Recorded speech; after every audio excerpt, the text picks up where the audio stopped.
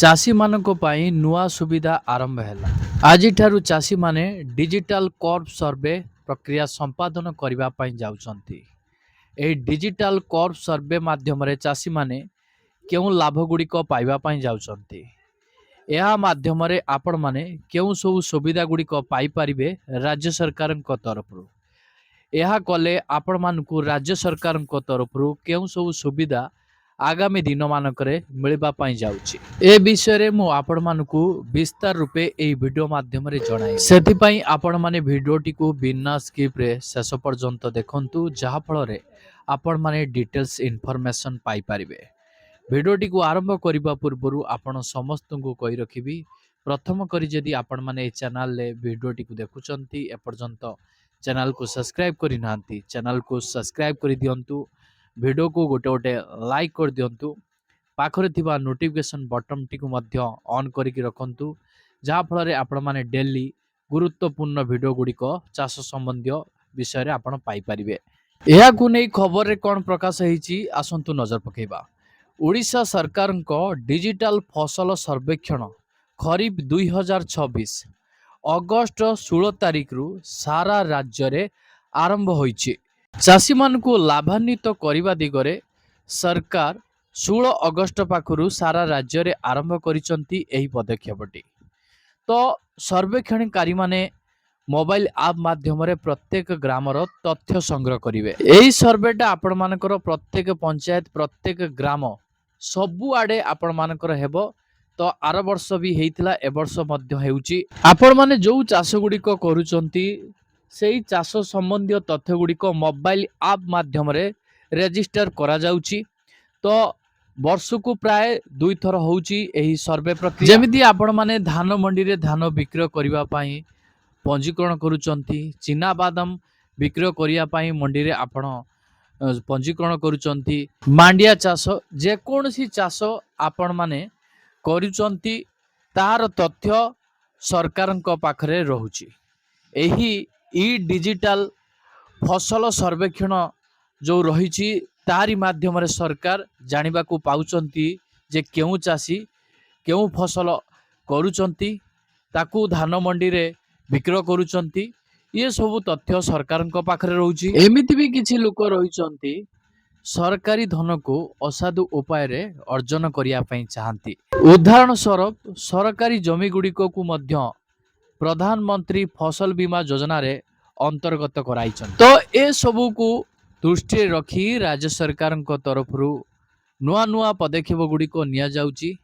ଯେମିତିକା ଆପଣଙ୍କ ଜମିରେ କେଉଁ ଚାଷ ଆପଣ କରିଛନ୍ତି, ଏଥର ଧାନ ଚାଷ କରିଛନ୍ତି ନା ମକା ଚାଷ କରିଛନ୍ତି ନା ମାଣ୍ଡିଆ ଚାଷ କରିଛନ୍ତି ନା କପା ଚାଷ କରିଛନ୍ତି, କେଉଁ ଚାଷ କରିଛନ୍ତି, ସେ ଚାଷ ସମ୍ବନ୍ଧୀୟ ରିପୋର୍ଟ ଗୁଡ଼ିକ ସରକାର ପାଇପାରିବେ ଏହି ପଦକ୍ଷେପ ମାଧ୍ୟମରେ।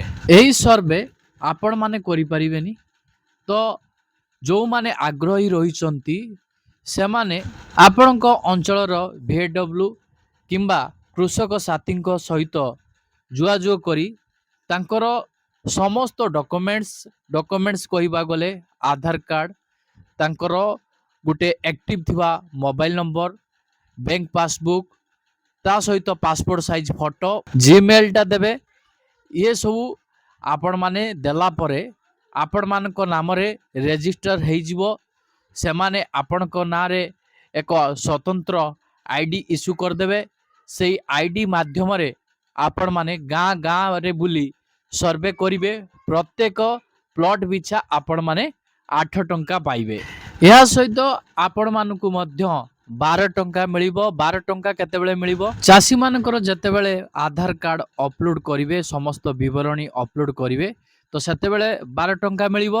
ଆଉ ଯେଉଁମାନେ କେବଳ ଚାଷୀମାନଙ୍କର ପ୍ଲଟ ଆଉ ଚାଷ ସମ୍ବନ୍ଧୀୟ ଫଟୋକୁ ଉତ୍ତୋଳନ କରିବେ, ସେମାନଙ୍କୁ କେବଳ 8 ଟଙ୍କା ମିଳିବ। ଯଦି ଆପଣ କର୍ଭ ସର୍ଭେ କରିଥିବେ, ଧାନ ମଣ୍ଡିରେ ଧାନ ବିକ୍ରୟ କରିବା ପାଇଁ ଆପଣ ଯେଉଁ ପ୍ଲଟ ଦେଇଥିବେ, ସେ ପ୍ଲଟ ଅନୁସାରେ ଯଦି ଆପଣମାନଙ୍କୁ ଟୋକନ ମିଳିନାହିଁ, ତାହେଲେ ଆପଣମାନେ ସୋସାଇଟିରେ ଯାଇକି କମ୍ପ୍ଲେନ୍ କରିପାରିବେ। ଏଥିରେ ଆଉ କ'ଣ ମେନସନ ରହିଛି, ଏହା ଦ୍ୱାରା ଯୋଗାଣ ଏବଂ ବିପଣନ ଅର୍ଥାତ୍ ମାର୍କେଟିଂ ପ୍ରକ୍ରିୟା ଅଧିକ ସହଜ ଓ ସୁଗମ ହେବ, ଯାହା ଚାଷୀଙ୍କୁ ସେମାନଙ୍କ ଫସଲର ଉଚିତ ମୂଲ୍ୟ ପାଇବାରେ ସାହାଯ୍ୟ କରିବ। तो सबुठारु गुरुत्वपूर्ण कथा हला जो जोगाण रही जो विपणन रही जोटा कि आपण मानकर मार्केटिंग प्रक्रिया अधिक सहज हब और सुगम हब आ चाषी माने सेमानकर फसलर उचित मूल्य पाई परिबे। आजिका डेट रे चाषी चाष करिकी तार फसलर ठीक मूल्य पाई पारु नाही, जहा फल चाषी जने अनेक सारा असुविधार सम्मुखीन होउची। तो आपण जानिथिबे आजिका डेट रे सारा विष बिहन चारा ये सबू केते रेट बढ़ी जाइची। तो चाषी अक्लांत परिश्रम करिकी ठीक मूल्य पाई पारेनी, किंतु एबे सरकार द्वारा नुआ पदक्षेप माध्यम रे चाषी तार फसलर उचित मूल्य पाई पारिबो। आउरी भी मेंशन रही कृषि क्षेत्रर प्रकृत परिमाण एवं फसल परिचालना पाई सठिक निष्पत्ति नेबारे यह सहायक हेबो। तो देखंतु आ गुटे गुरुत्वपूर्ण कथा रही जो कृषि क्षेत्रर प्रकृत परिमाण फसल परिचालना पाई जो फसल करिबा पाई चाषी माने ठीक भाव में निष्पत्ति नहीं पारंतिनी जे कौन करिवे कौन नहीं, एटा चाषी मान को बहुत सहायक हेबो। तापरे आहुरी मध्य मेंशन रही डिजिटल माध्यम रे चाष और एहार आनुषंगिक समस्त तथ्य को सुरक्षित भावे संरक्षण करी रखा जिवो। सरकार एठी चाषी मानक पई सुविधा या करिया पई चाहुचंती जो आपण मानकर जो कृषि क्षेत्रर प्रकृत परिमाण जो क्षेत्र रे आपण केते परिमाण रे एवं फसल परिचालन पई सठिक निष्पत्ति आपण माने नेई पारिबे एही प्रक्रिया माध्यम रे। जदि आपण डिजिटल कर्व सर्वे करिथिबे ताले आपण माने ठीक टाइम रे आपण ठीक डिसीजन टी नेई पारिबे। तो एही डिजिटल माध्यम रे आपण मानकर जो चाष तार समस्त तथ्य गुड़िक सुरक्षित भाव में सरकार संरक्षण करी रखिबे। दरकार समय रे आपण मानक पई जो नुआ नुआ सुजोग गुड़िक आसीबो दबा पाई सरकार मध्य यार सपोर्ट नेबे। तो विस्तृत सूचना पाई आपण माने 155333 एटा आपण मानकर हेल्पलाइन नंबर रही कॉल सेंटर रो। तो आपण जोगाजोग करि परिबे तांको सहित किंबा कृषक ओडिशा पोर्टाल जो रही से लॉगिन करी यार डिटेल्स विषय मध्य आपण जानि परिबे। तो आपणकर प्रश्न रही सर्वेक्षणकारी माने केबे आसीबे ना आमे तांको पाखु जिबा ना सरकार तरफ कौन रही सिस्टम। देखंतु सर्वेक्षणकारी माने कृषक मानक पाखु जिबे जो कृषक माने फसल करूचंती को प्रकार फसल करूचंती।